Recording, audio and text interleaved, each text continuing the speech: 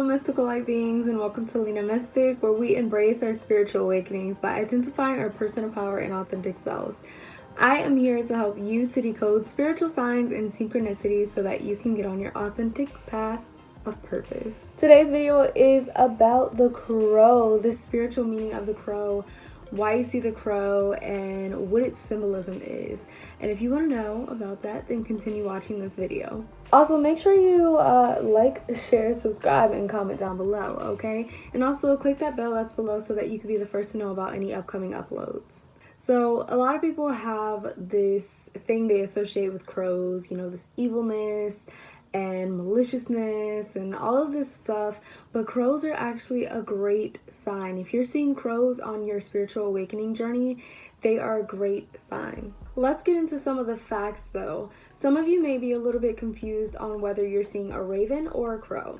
Now, if you came here to this crow video, most likely the crow message is for you, regardless of whether it's a crow or a raven. But yeah, let's get into that. So what are the differences between ravens and crows? Ravens are a lot larger than crows. Ravens are more compared to a hawk, if you know what a hawk looks like, while a pigeon is more of the size of what a crow looks like. So now we know that ravens are bigger than crows. Let's get into the sound that crows make. If you've been hearing a caw-caw, caw-caw, that is the crow, okay? That is not the raven. The raven has a deeper voice, okay? Okay. The raven's voice is a lot more, you know, I kind of want to say raspy. Like, think of a raspy voice. That is what the raven sounds like. The raven also has like shaggy neck feathers, while the crow's is a lot more smooth. And you can tell the difference between them by their tails as well. The crow has more of a rectangular shape. They call it a wedge shape, but it's more like this, while the tail of the raven is out and it's like a fan. And you can notice this when they're flying or even while they're sitting or standing somewhere. Their beaks are a lot different too. The crow's is a lot more straight and like narrow, while the raven's is thicker, okay? It's a lot thicker, which makes sense because the raven is bigger in size. Now, the difference between them when they're flying is that a raven will soar. So it probably flaps its wings a couple of times and then it just soars. But a crow will flap a lot more. You'll notice that they'll be flapping their wings a lot more. There are about 40 different species of crows, which is crazy. I mean, who knew that? There's over 40 different or around 40 different species of crows. Some of them will be in certain countries while other ones will be in other countries. I mean, there's so many countries in this world. They have been found to weigh anywhere between 12 ounces to around 57 ounces. Something that I find most interesting, and a lot of other people find interesting too, is how smart crows are. They are very, very smart, and the brain to body ratio doesn't really make any sense. Like, their brain is bigger than what it would be expected for their brain to be, considering how small their body is. It reminds me about the bumblebee, and you know how the bumblebee has these little wings, but they're so fat. It's adorable. But, you know, it doesn't really make any sense, which reminds you, once again, that this world is very miraculous and amazing and magical. Crows have actually been found to be able to identify a particular person's face. There has been plenty of experiments done around the world on crows and how they can tell the difference between one face and another face, you know, even if they look similar, which is crazy to me. I mean, there was a study back in the 80s, I think, where they used two different masks. They used one of one guy and then they used one of another guy, and the crows could tell who they were based off of, you know, their facial features. So one of them was threatening to the crow. One of the masks that they wore, they would be threatening towards the crow, and the other mask that they were wearing, they were very gentle and nice to the crow. Now, the odd thing is that the crow knew the one who would be threatening and actually warned its other family members or its community mates about the facial features of that person, which was crazy. I mean, how are they communicating facial features to their families and their community? And not only did they tell, you know, the ones that were living then, it was passed down. The message was passed down to the other crows that were born later on too. So that is a very fascinating fact that I found about the crow, and I think that you guys will probably remember that for the rest of your lives, because you do not want to be mean to a crow. Its whole family and legacy and line of legacy will know about you. When crows gather around, they are actually called a murderer, which I do not particularly like that name because I feel like it assigns some type of stigma to the crow when the crow is actually pretty gentle to a lot of people. Another fact is that not all crows migrate. A lot of birds do migrate, but crows don't always migrate. Sometimes they just go to a little bit of a warmer area, but they like to stay close to home, just like the cardinal. Let's start talking about the spiritual meaning of crows, though. To me, I think that crows overall symbolize transformation, change, and transition in your life. I think that it's very fascinating that when one crow dies or transitions, the other crows gather around.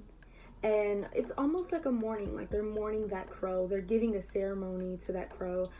Some people believe that they're actually trying to figure out if that crow was murdered so that they could go, do their trial or whatever.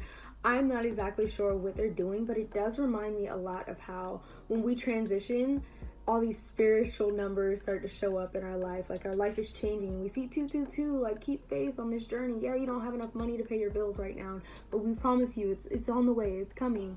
We get all these signs, and it's like our angels and our guides are gathering around us, all sending signs to us to let us know that everything is going to work out the way that it's meant to.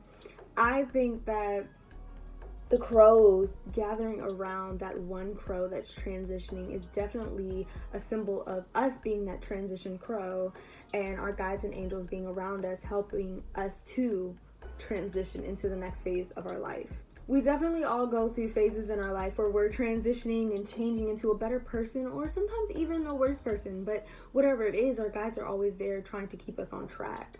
I think that when we're shedding these toxic traits and stuff, it's really difficult for us because we're so used to navigating our life with those toxic traits and those toxic abilities that, it made things easier for us, but it gets a little bit more difficult when we have to find new ways to make things work. And I think our guides are definitely trying to send us signs and symbols and messages to help us, ease into that new phase.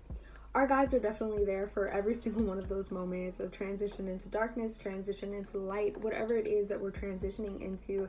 Our guides are there supporting us and helping us to identify what no longer works for us on our journey. I think that when you see the crow, it's best for you to ask, now that you have all this support and you know of this support from your guides, what steps are you going to take?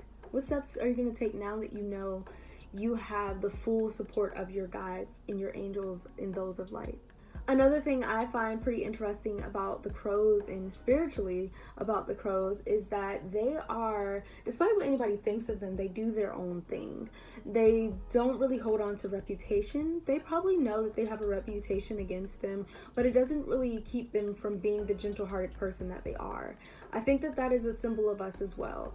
Do not let people who are cruel change you and your energy. A lot of people say, if you give me petty, I give you petty back.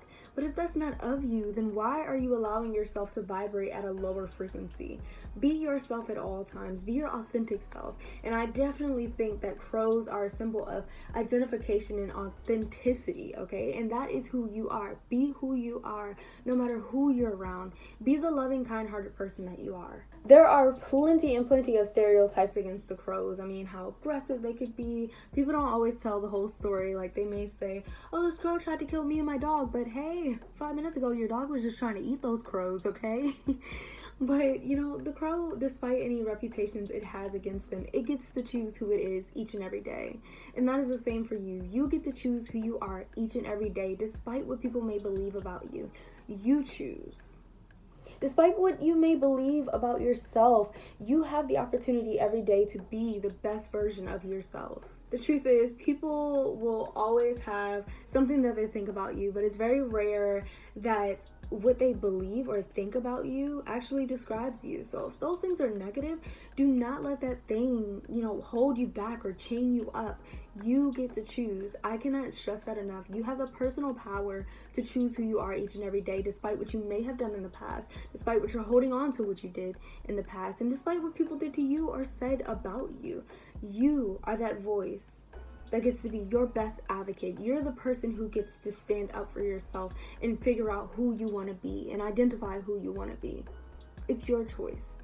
While a lot of people have these negative things like fear associated with the crow is actually a gentle creature. And let me share this story with you. There was a little girl, 8 years old, in Seattle who used to feed crows in her backyard. They were her neighborhood crows, and she would feed them. And she found that the crows were actually, gifting her things, leaving little trinkets and stuff at her door, from coins to tokens. Tokens and coins are kind of the same thing, but like just little things at her door. One of them was sea glass. They left like little sea glass at her door as well. But she said that her favorite gift from them was a tiny heart charm, which I think is crazy. I mean, these crows are identifying humans in their culture and saying, I think that she'll like this. You can tell that they're looking for these things. I mean, they could have just brought plastic, but no. They bring sea glass, tokens, and heart charms to her. A literal heart charm to her, which is a symbol of love. This is not anything like most people believe crows are, but they gave this heart charm to this little girl out of appreciation for what she had been doing for them. Feeding them constantly, taking care of them, sending loving energy to them. And they gave loving energy back to her. This is a sign that despite what people may think about you or believe about you, you have the opportunity to be the best version of yourself.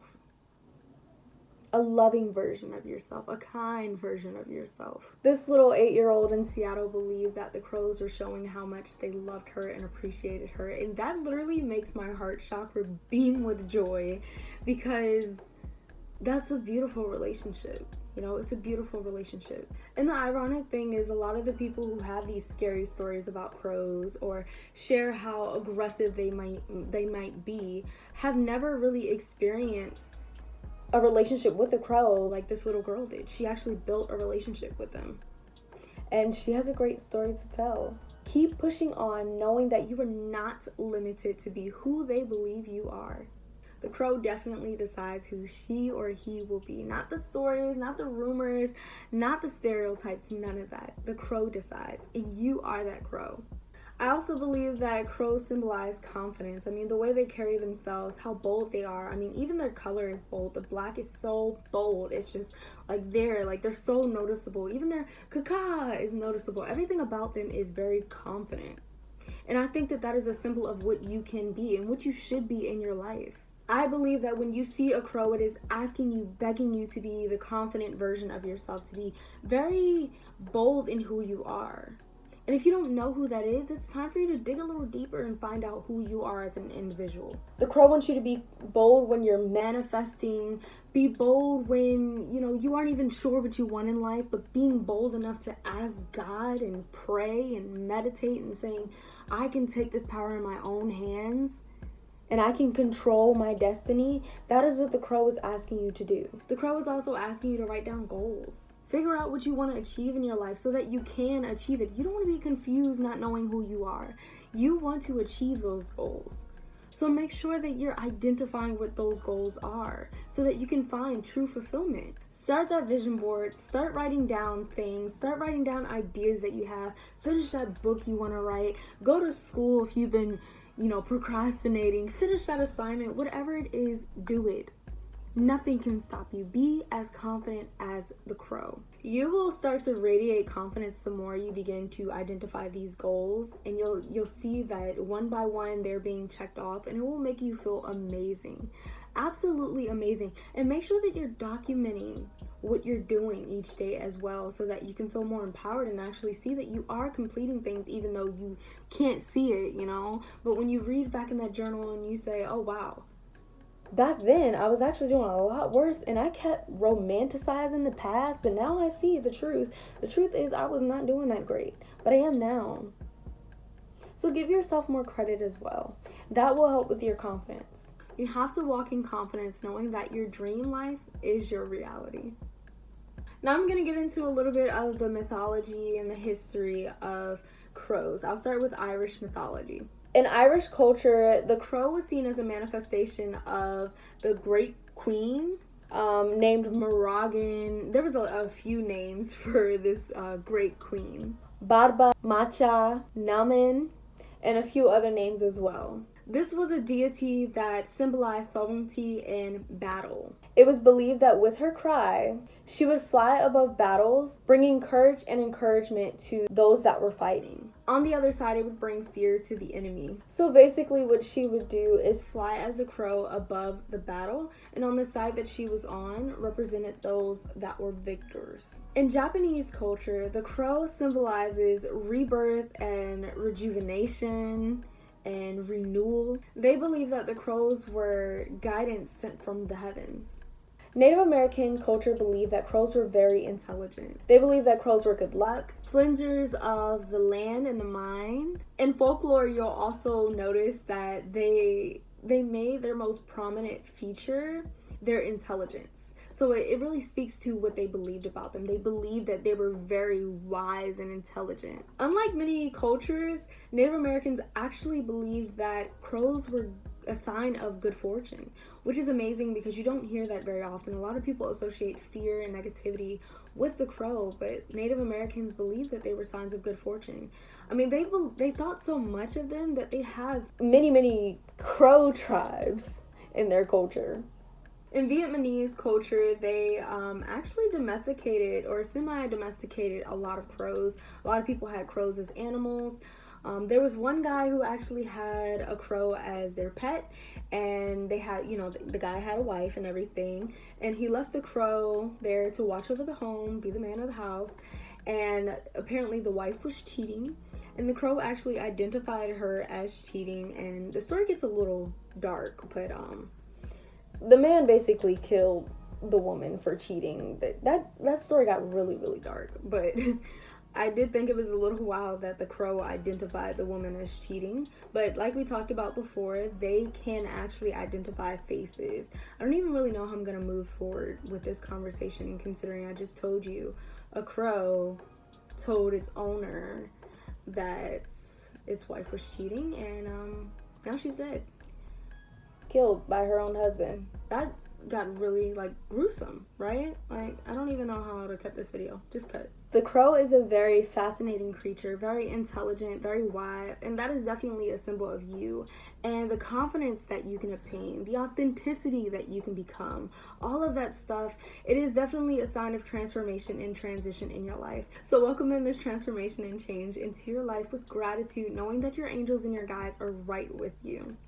Thank you guys so much for watching. Make sure to like, share, subscribe, and comment down below, and I will see you in another video. See ya!